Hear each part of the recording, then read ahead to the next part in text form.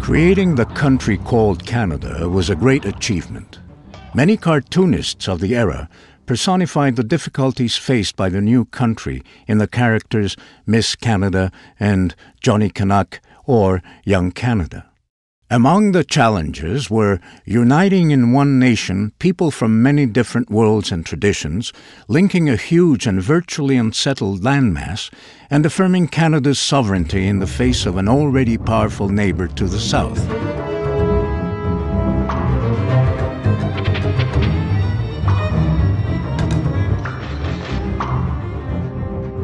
Once Canada became a reality, the country encountered other major challenges. The first was expanding its borders from coast to coast and integrating the vast territories of northern Quebec and Ontario, as well as those stretching west to the Rockies. Intent on maintaining its presence in North America through its colony, Great Britain assisted Canada in acquiring Rupert's Land and the Northwestern Territory, and British Columbia's elite had to be convinced to join Confederation.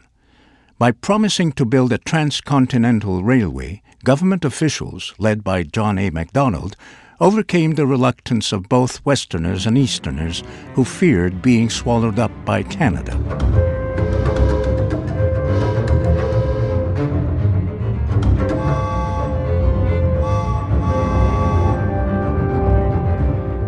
The fear of American expansionism, heightened by the U.S.'s purchase of Alaska, was another reason for the urgent need to link and develop the immense land over which Canada dreamt of claiming dominion.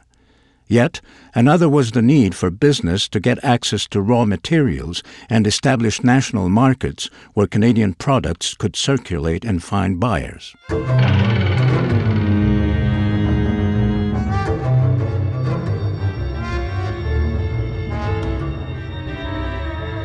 While the need for these projects was great, so was the reluctance of Canadians to undertake them, particularly French Canadians.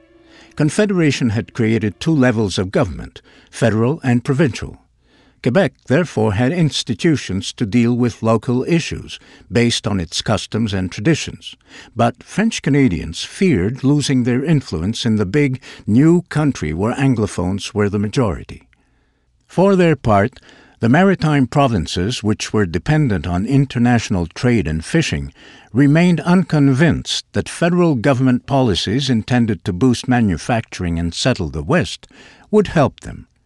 And what of those living in the Northwestern Territories, the Métis and Aboriginals, who had been swept into the nation without even being consulted? In a few more years, Canada would stretch from sea to sea. By 1873, however, it already had 7 provinces. While geographic expansion would mean the fulfillment of the nation builder's dreams, political unity would prove more elusive.